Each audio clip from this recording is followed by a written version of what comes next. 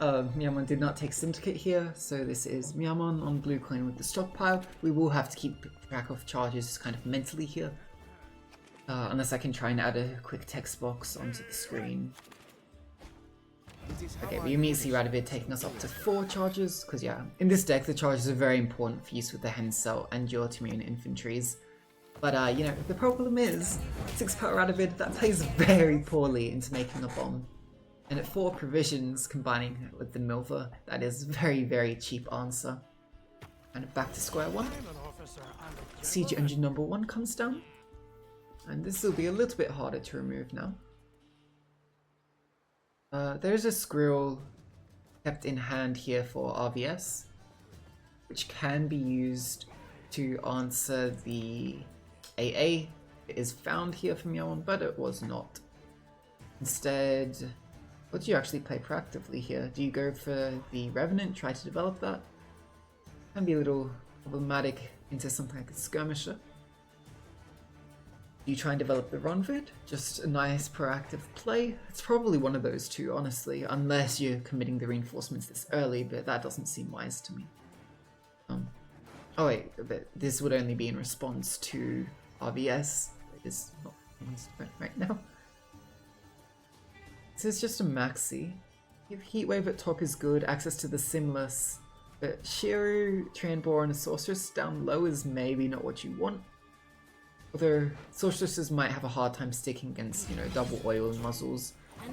In particular, the cute thing about running muzzle is if your Redanian Secret Service hasn't been thinned out up to that point, the muzzle will bring the Secret Service out, allow the immediate purify. That can be very problematic if a Sorceress got stolen. Wouldn't have Zeal, but still quite threatening. Just not something you'd want to deal with. But you just see the proactive Ronvid coming out.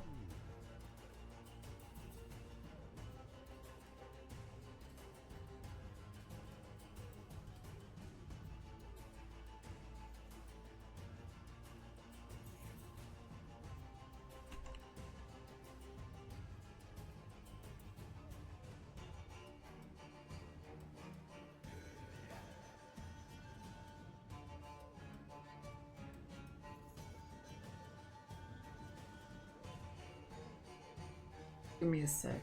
I just tried to create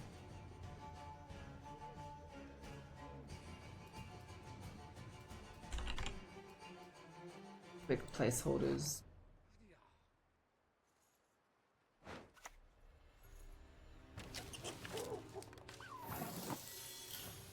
The other thing Screw would have been good at here is actually dealing with the Ronvid as well, but I'm a bit too early to do anything of that sort, just getting rid of the Radovid, which is effectively a non-factor.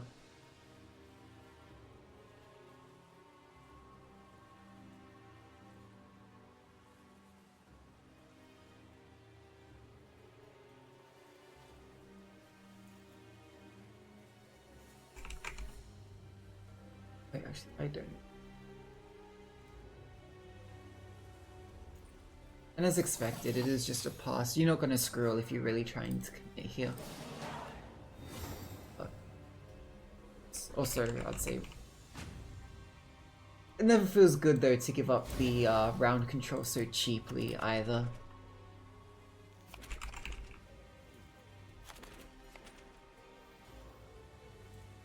Okay, yeah. And you'll have to excuse my quick little text additions there, but it's probably better than not having them. Okay, now going into the round 2, the question is, do you push here as Northern Realms? And look,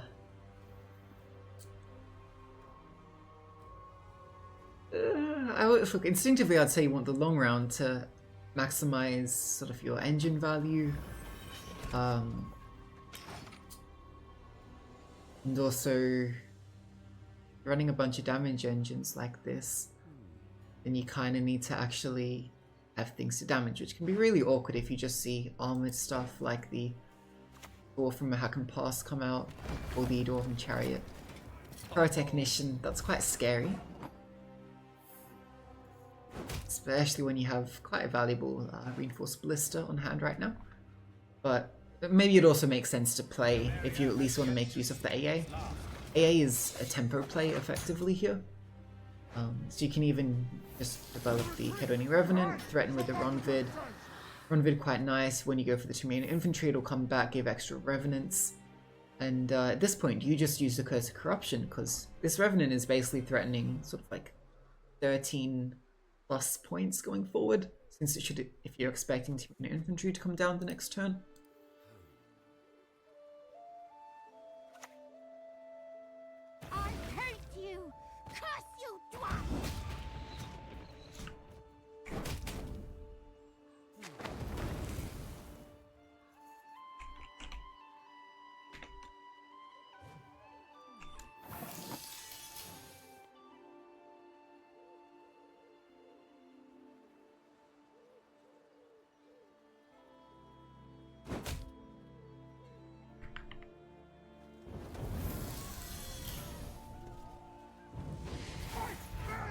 Okay.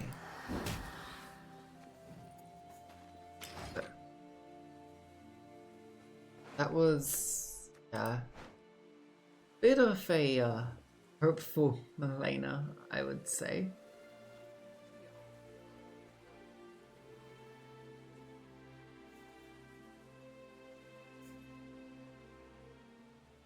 Does manage to get rid of the Ronvid, but that doesn't. I mean, okay, that does deny a Revenant coming back. I guess so. No. Ah.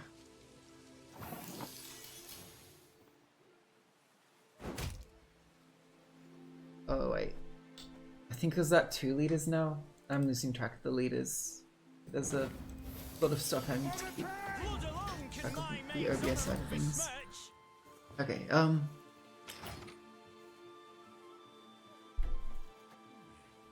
I can't even see the card history either. Yeah, so that skirmisher just being dealt with the Reinforced Ballista. You have an active Revenant board as well. On bid coming back.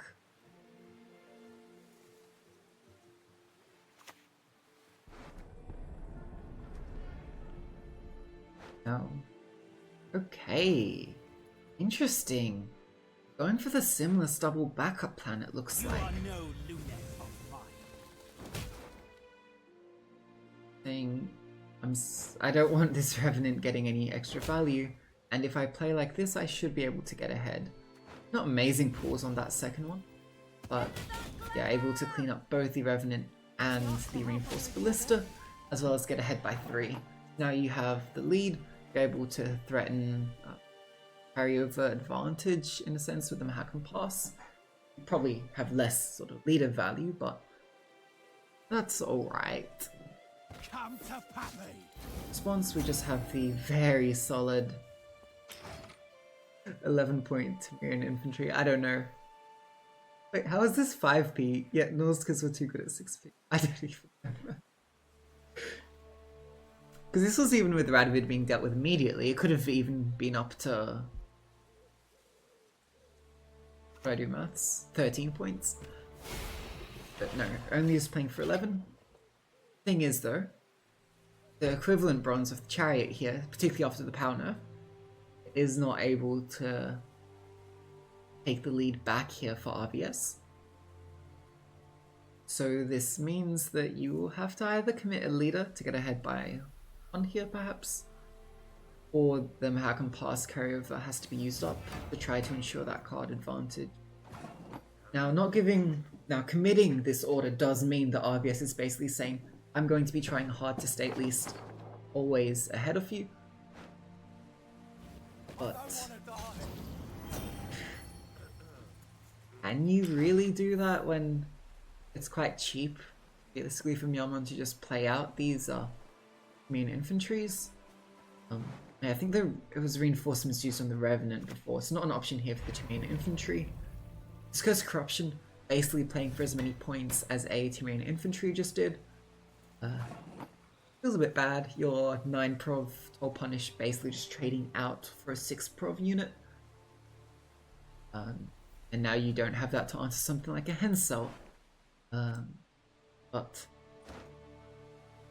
Last Say can be potentially important. Okay, that's just a heat wave. What did that? What was that unit? Can't even check a graveyard because it got banished.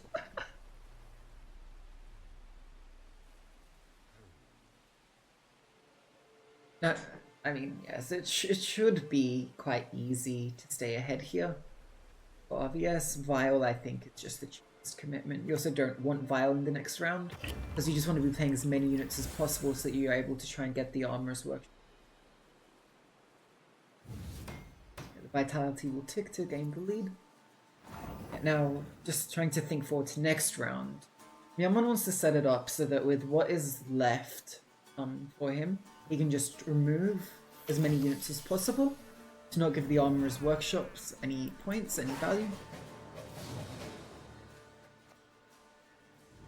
At the same time, however, he needs to be cognizant of this Shiru. I don't think Shiru will be able to kill like multiple big units here, most likely, considering the leader goes quite wide with just 2 power volunteers.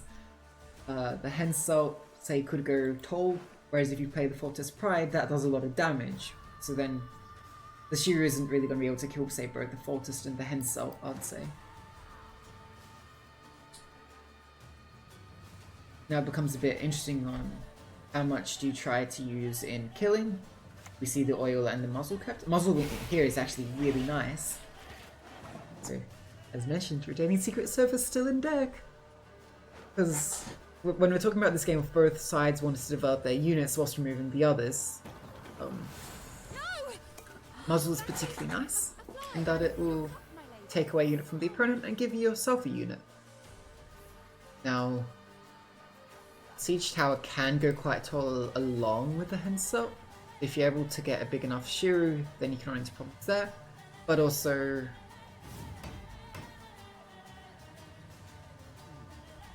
I don't know if it's really going to live that long, because it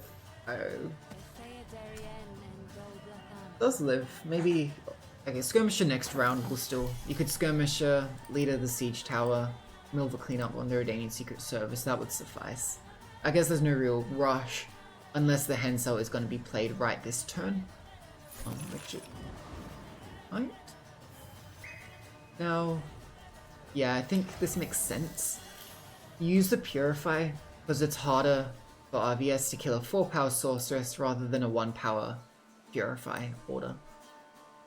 So now instead of just being able to kill this to not have the lock go through, you have to now actually kill the 4-power unit, which now means the Siege Tower is a lot more likely to actually stick. It's a kind of bit of a fork that now RVS can only deal with either the Siege Tower or the Sorceress. Never had your kneecaps broken. Here comes the Skirmisher. Maybe a slight disruption first. Oh, now I could always see. Ronvid summons to a random allied row. If you can get it on the same row as the Hensalt, you can maybe get a bit more efficient crew developed for your Fortress Pride.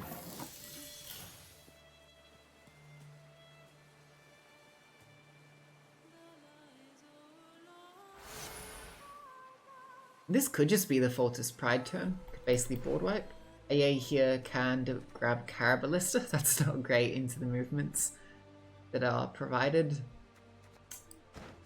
by the leader, and I think I need to update. I believe RVS has 1 leader remaining.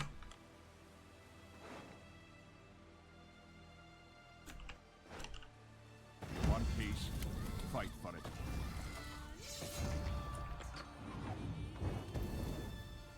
Is the Hensalt turn now? So yeah, it's likely just aiming to try to board wipe as much as possible to minimize the value of any potential Armorer's Workshops.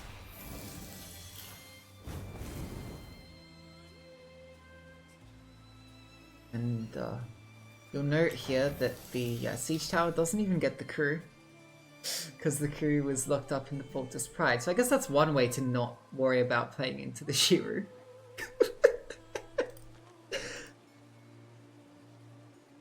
a lot of vitality there that doesn't end up getting realized. Although with fairly limited removal, maybe that's fine. Like, there's one leader remaining. There's what, Heatwave and what, Neuromancy if it grabs the Shiru, but I don't know if it would want. You could get Shiru at 6 here, but the Fortis Pride is out of range.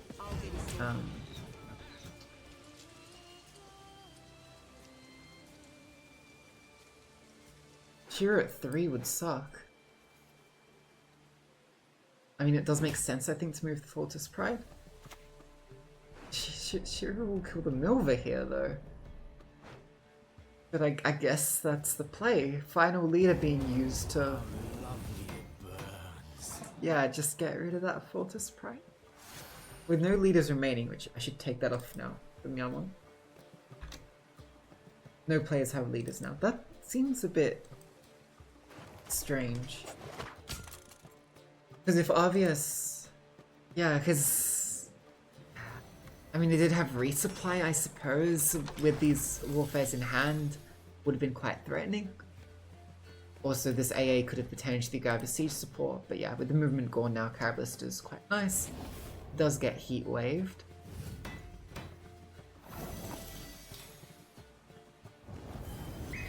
Yeah, quite a sad boiling oil, but I don't think it matters when the Hensult went through and RBS just not really able to develop their own points here. 8 for 8, Dennis Kramer. Not really the finisher you want here for the Squire. So with that, Myamon does take the game 1, the Northern Realms goes through. And an early reading might suggest that despite the provision of Titterine infantry, Squire might have been hit a little bit more. Although that's also maybe not fair to say, because they also did kind of get more buffs in this sense of things. Right, hopefully don't need those ramshackle anymore. Myamon has gone up 0. I will need to remember to swap back to the game once it starts. But you can see now RBS will have the blue coin. I would typically think White Frost likes red coin. It can be quite good at red coin abuse.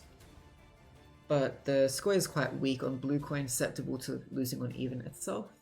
And the Ivor I mean, it can be kind of mid-rangey. If you can get away with just playing Manganese in the round 1 and get out. Although, don't know. I haven't played that much of like kind of that for the Ivor. It'll be very interesting to see. I could see it being alright on the blue coin. The flip side for Myamon, red coin here, you just take the Rock Tosser spam, right? The siege, siege masters, siege, the charge givers, the 4P ones, quite slow. You wanting to like teleportation them. I feel like that would be the most obvious choice for the red coin for Myamon here. And I think the off the books is just fine on the blue coin. But like, yeah, with the teleportations, the combat engineer. I think siege engineer is the... I would not be surprised to see that on the red coin, which means maybe like in Ivor or even the Squire then coming out for RBS again. We'll have to see as we hop back into the game.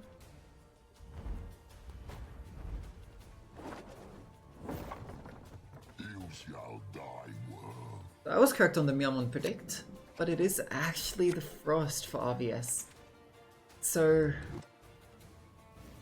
probably, the way this is just going to go is RBS should win round 1 quite easily. And then just needs to bleed the absolute living daylights out of Myamon.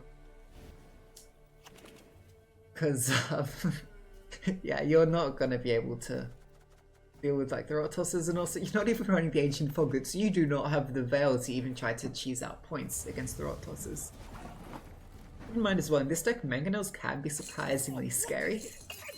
Because like with a couple extra charges, they basically become like minimum 4 damage. Early Aristocrat. The NL's coming out. This is Vigo finding the early combat engineer, which is quite nice. There is one teleportation in hand, so now RBS should be trying to deal with this combat engineer. I don't know what the NL slave trade is gonna do here. I really don't.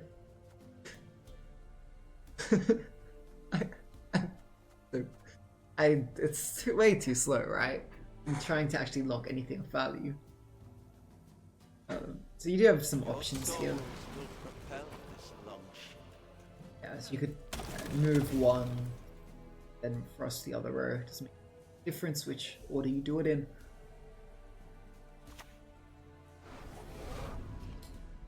Now, putting it into the graveyard does open up the necromancy opportunity, but yes, at least this necromancy isn't going to be doing very much on here. And yes, the Vigo did have to be used already, which does mean one less potential way to create, say, a Rot Toss or a Mangonel later on.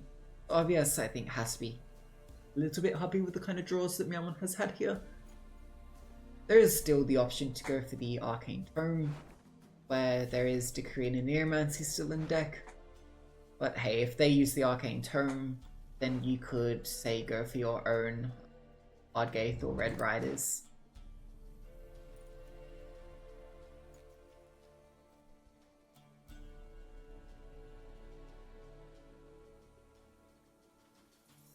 We could try to do maybe some fun things with like using what the Red Riders to replay the Wild Hunt Warrior all in the same turn. Ooh. Okay, this is just using Slave Trader for the mid-range value. And maybe hoping for an early lock on the Vigo. This, I mean, sure. I still don't see how it would be better than just having, you know, a second Naglfar's crew, but it is additional points on the Eternalia. So maybe that's why. It's kind of funny. The Boo Hurt here just ensuring the Vigo doesn't get locked. And I do not think RBS would want to actually Wrath. Instead, what do you play, say, Red Riders? You go girls into Ardgaith. Red Riders is certainly the cheaper commitment of the two.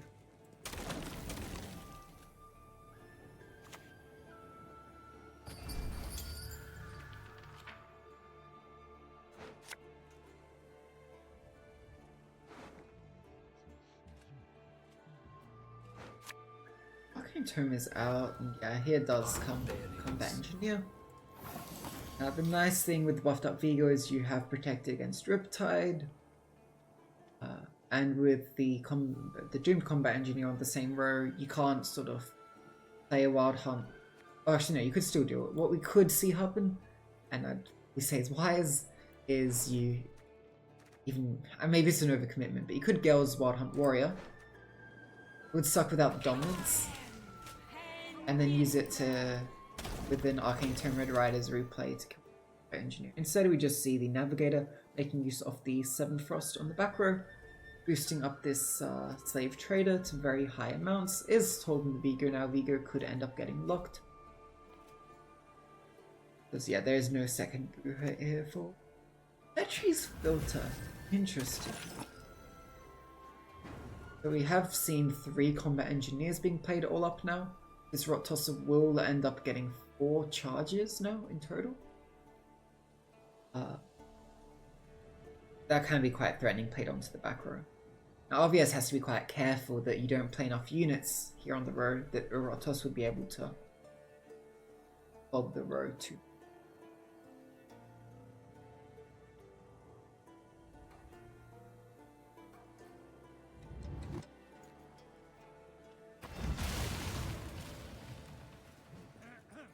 Takes the 50-50, get rid of the non-doomed combat engineer, but does miss. Teleportation is still open here. And the thing is, even if you do play the Rot Tosser and board wipe almost the entire back row, still be a little bit short on points. We actually do see the Vigo being now renewed for yet not another combat engineer. Making the teleportation a bit of a better play also will help re-trigger the assimilate here. And perhaps Myamon would even be fine going 2 cards down to just ensure the round control is in.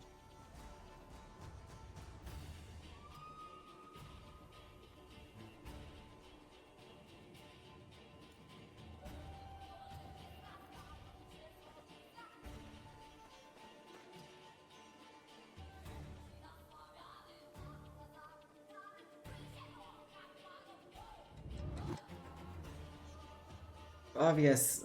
You have 3 golds, particularly Gales and Naglfar are consistency tools. Particularly like Winter's Queen in the deck as well. Still, you don't really want to play the Naglfar. See the Endless Wrath onto the Vigo. Ew, that's gotta not feel great, but I think OVS just really wants to commit hard to winning the round.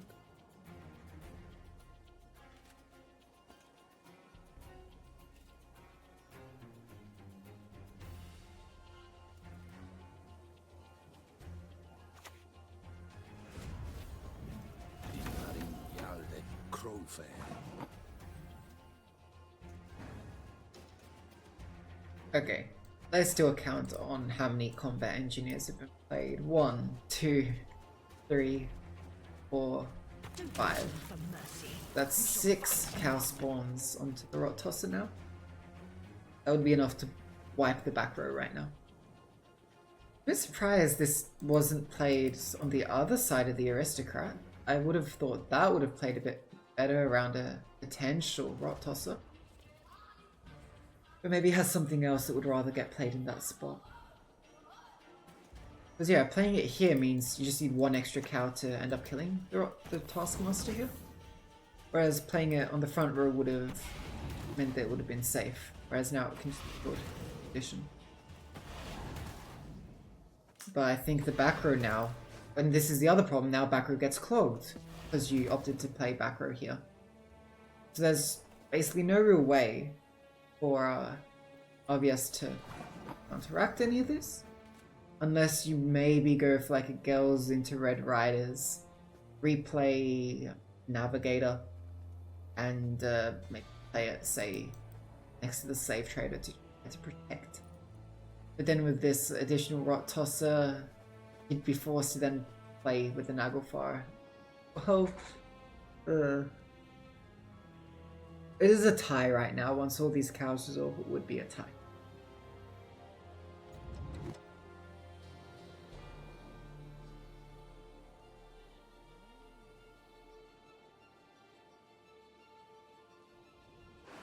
But yeah, that Taskmaster backer was certainly not correct. Actually, Eternally are coming down. I like this. So boosting up the Veiled unit, basically saying that's okay. The cows can go through, sure, but you still don't have enough proactive points here as this Toussaint deck to catch up. And I guess this is why maybe Slave Trader is good, because the Eternally is a 10 deploy right now. I think this is sort of maybe the biggest you could get your Eternally to as well.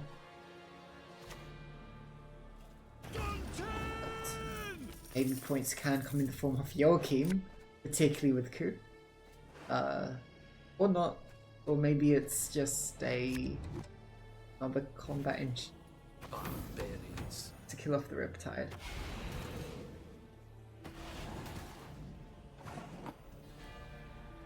That would be sort of 7-point loss if once it's all resolved. This is not what you want for the Naglfar here. Forcing the early Oberon. Like, this is a problem with having Winter Queen still in deck. It's just not good. Because now you saw Winter Queen and Oberon, probably worst case scenario, I'd say. I'd say Oberon is worth more than the Morvid. Particularly he'll have Veil in around 3 too. Do you manage to get the round win here? How do you bleed? Because yeah, okay, you can last play the Morvid. The cows would have time to resolve. If the Rot Tosser had Zil.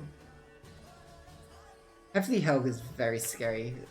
With the lock, I mean, lock I wouldn't have dealt with it. Particularly with the Wrath gone, no way for the Hefty Helg to really be dealt with. Surely you push here, but what are you gonna achieve? With Eternally yes, you can basically have permanent frost. So you use it now to get the extra 1 point on this Veiled Conqueror. Veil is nice, Winter Queen is out. Cool.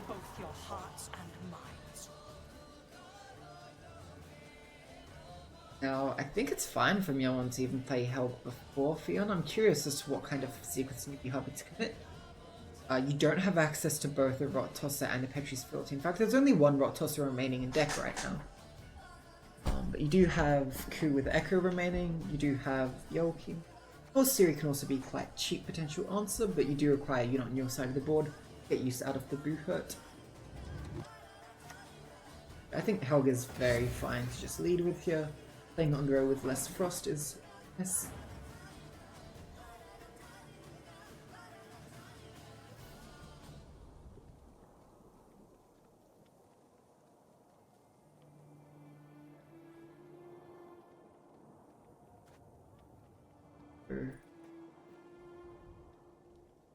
I think, are we at like +6 charges? I mean, this Helg will kill everything on RVS's board right now. You can pop the shield, yes. This is actually a little bit interesting, because if you play the defender on the same row, you are susceptible to movement.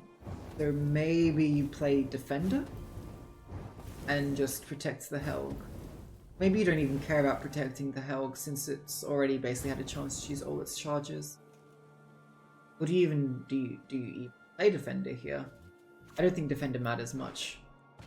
Since the main kind of stuff you're trying to do would be with using Zeal in the next round. With Ku in hand, I think it's fine. Like this. Keeping the Wild Hunt Warrior low. Power as a Ku target, deciding not to kill it off.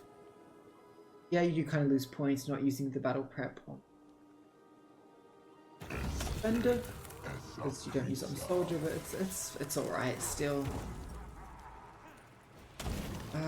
Okay, Sleater does decent value, I suppose.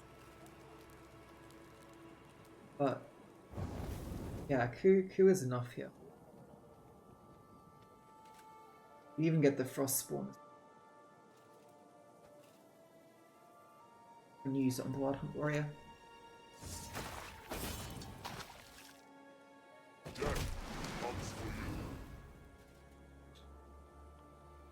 Now,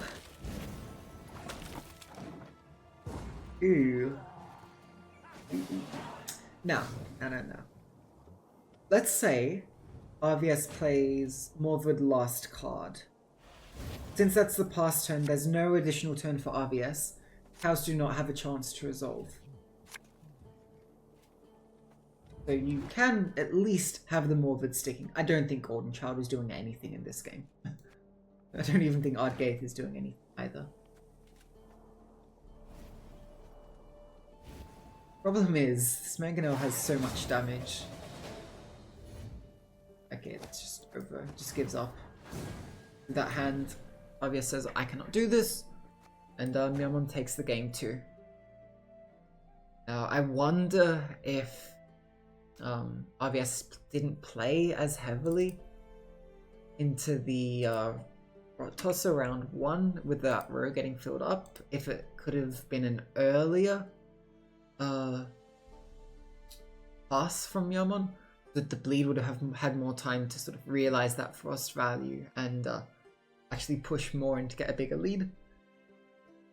Also, even maintaining the Wrath, so you could either, like, you know, kill the Helg so Helg doesn't just play for like 14 points and board wipe. And then also just set up a Ku to get the pass ahead quite...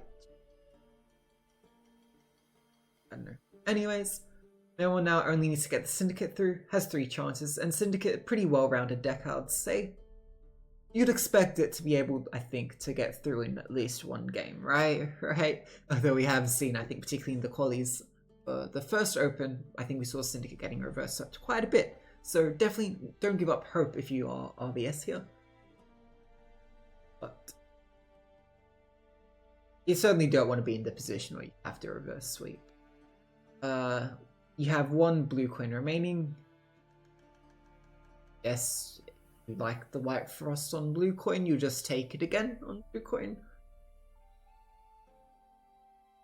And then it'd probably just be the Ivor and the square on the 2 red coins. I'd like to see the Ivor here, particularly because if we don't see either and then Myamon wins this third game in the series, this would be the series over when we don't get to see either. But yes, unfortunately there's no Madoc in this quali, but Ivor is maybe the next best thing.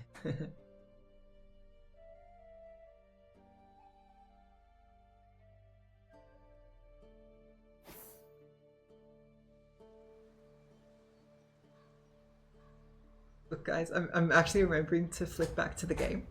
It's great, isn't it? Not leaving you on the Chrome page. Still got its teeth. Right. So I was correct in the sense that the square is kept for the red coin. It does come out here in the third game. And yes, it is Myamon's syndicate here. Suspicious lack of open sesames. That's not the way you want to open the round. Game. Yeah, and one Shady Vendor, which you can try to high roll here. Yeah, Sewer Raiders are quite actually nice here proactively, because it does set up an immediate pocket for the Oxenfurt Guard to start spending. Particularly if you're on blue coin and the opponent isn't really playing units for the brawler to have that spending value.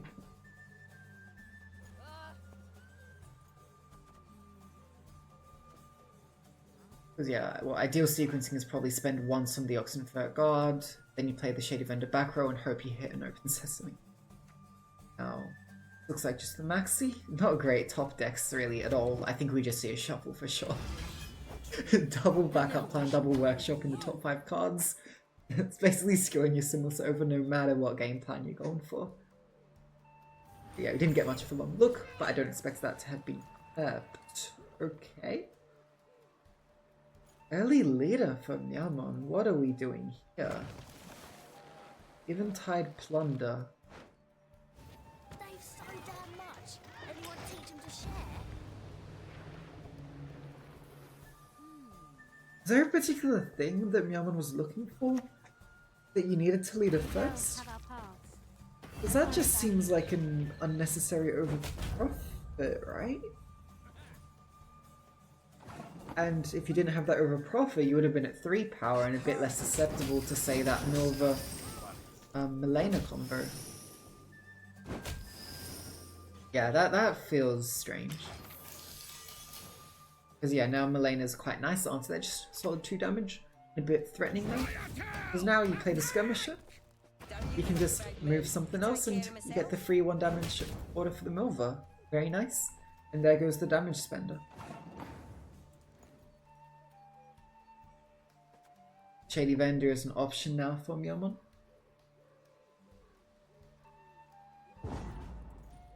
Maybe a little scared even now that with these orders floating for RVS that decides to just give up there. RVS does take the round control here and very early on as well. The banished there. Actually, yeah, that was the Flying Redanian getting banished because, yeah, I think very heads up actually. The move on the Milena being used on the Flying Redanian, not one of the Sewer Raiders. That was open up the Skirmisher to finish off the kill onto the boat. And I don't know how a Squirrel is able to climb board a ghost ship. But yeah, Flying Redanian no longer a factor. That can hurt quite a bit. Particularly if we do play into the round 2. Because, you know, the good thing about Flying Redanian is you can get value out of it in all 3 rounds. But that's not going to be the case here.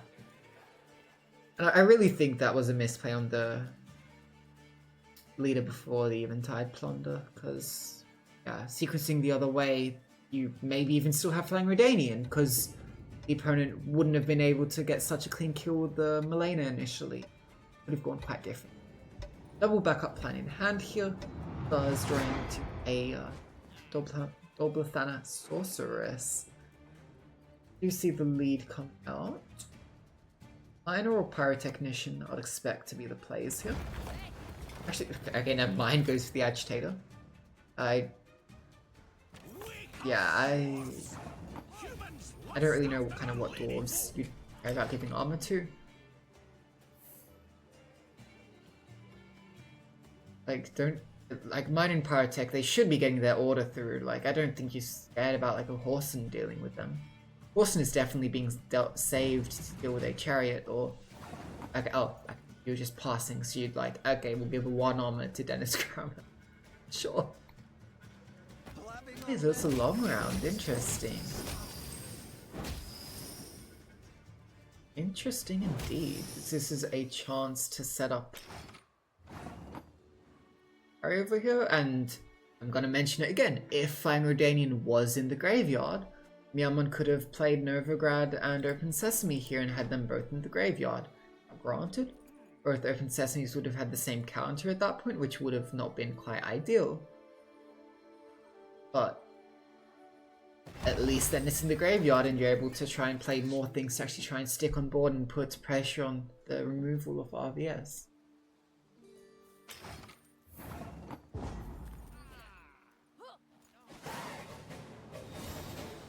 And yeah, it makes more sense to play the Novigrad this round rather than the Open Sesame, because Open Sesame, the deploy, the profit you get on the turn you play it is bigger for the Open Sesame.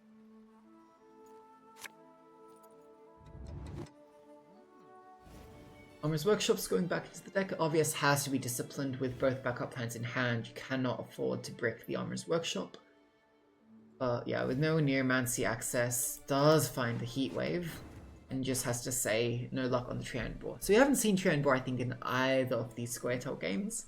A little bit upsetting. On the other side of things, Myamon is missing the handle, which is quite important, I'd say. Handle can be very good against control decks like this, and just trying to ensure your key units get out of range of the opponent. Also, Shiro, it helps you try to offset your units so that the opponent isn't able to set up one big Shiro. Obvious, definitely you do have to play the Chariot front row, but I guess with the power nerf, Chariot is susceptible to just being killed by the Horson. Do you kill this now, or do you try to save Horson to deal with a Dolphin Sorceress instead? You could also just try and do some killing here, since the Bloody Good Friends can spend. Maybe get something from your Shady Vendor? Yeah. This is Shady Vendor front row or back row? Yeah, Payday will do the trick. Not enough games for the pulling strings. That'll do it. Beggar's at 8 coins. That was the first tribute that we saw actually occurring. This would be so bad if there was a Barnacle Brawler still in hand.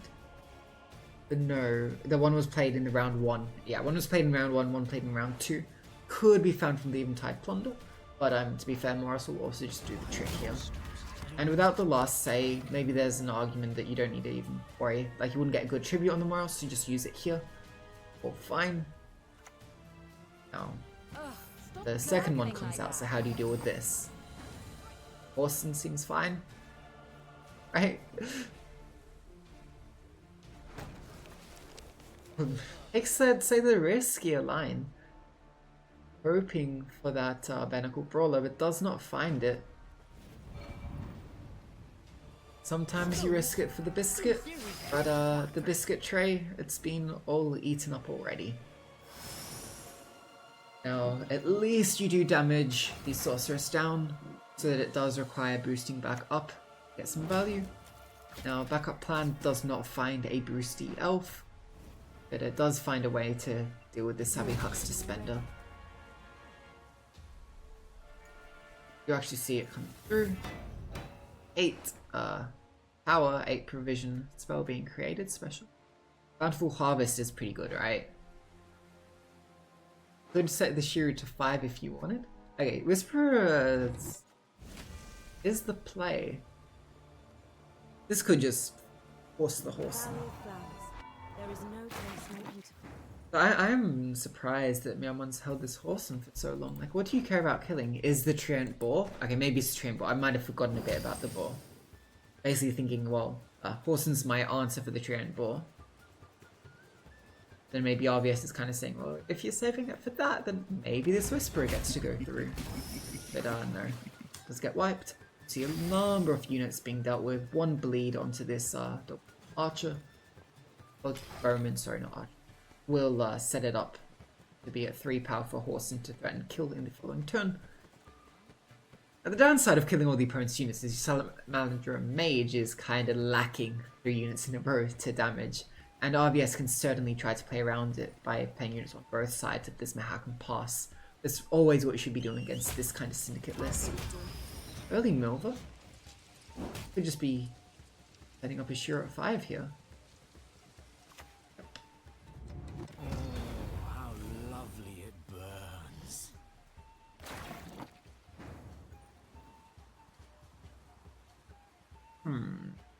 Now, worth noting that the King of Beggars is at 8. Salamander Mage is 4 tribute. Juck is only 3 in this deck. Yeah, you'll require the additional 1 tribute on the Cleric of the Flaming Rose to bring out the King of Beggars here. It actually is the... Surprised to see the Jacques first. Maybe just thinking I'm lacking a spender right now. I want to set up a adjacent units for the Oxenfurt Guard.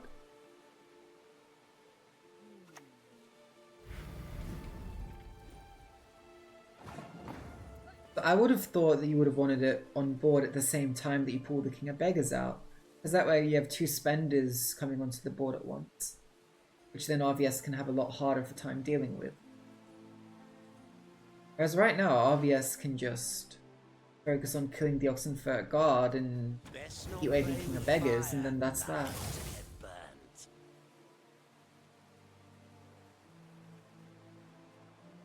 Yeah, and I guess this is... I did say before that you can try to split units across the Mahakam Pass, but then again, that's a problem because then you need your Simla's Armorer's Workshop, you need your units adjacent for that. It does end up having to be adjacent to try to set that up. Doesn't find a 3 damage. I think Salamander Mage there seems very sketchy for Myamon. Like, I don't think you need all the units on the same row. There's no reason to play the same row, you're just playing into backup plan Dobthana Roman again. But Roman has not found, it's only the 2 damage, and opts to kill off the row unit. That was the shape.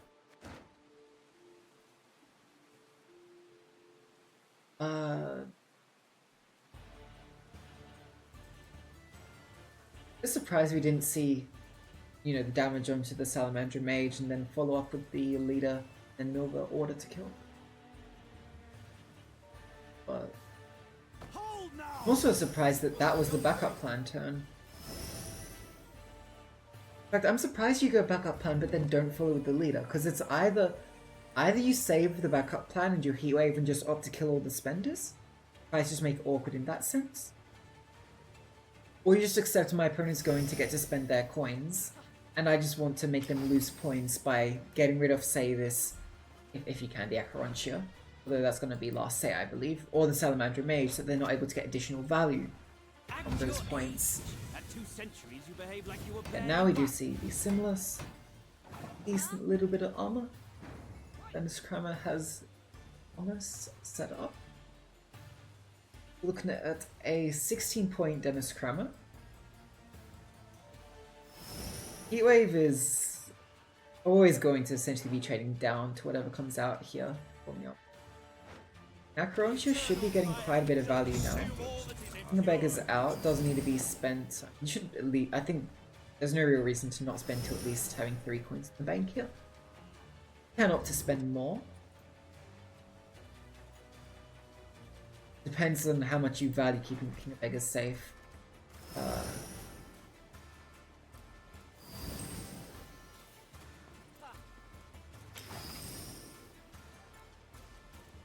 And yeah, there's no real... And yeah, 4 power, you can't kind of like double leader and kill the King of Beggars here. So yeah, King of Beggars is safe. And I'm not about to start. Acherontia just gets to go through. And I do not think that the Heatwave and double leader here for RVS is enough to stop the Acherontia and the 3 leader charges. Also, the Urban Sesame value is actually coming out here, so now the actual carry over from Myamon comes through. This Oxenfur Guard, pretty efficient spender as well once your coin bank is dwindling. What? And Renegade Mage quite nice, especially because Salamander Mage is still here. Like yeah, I don't know what you were hoping to achieve with these leaders for Arvia. I don't think it would have mattered, but like, the Salamander Mage had what, like 2 tribute units played afterwards. That was like an extra 4 coins worth. I mean, yes, like it doesn't matter. Heatwave plays for 18. Your leaders play for less than 10. You only gain at most, say, 18 points. Oh, sorry, 28 points, was it? Yeah, let's say 28 points, giving like extra points on the leader here, because I'm not calculating the mill points precisely. You still would have only gone up to like 60. You're losing by a pretty big margin still.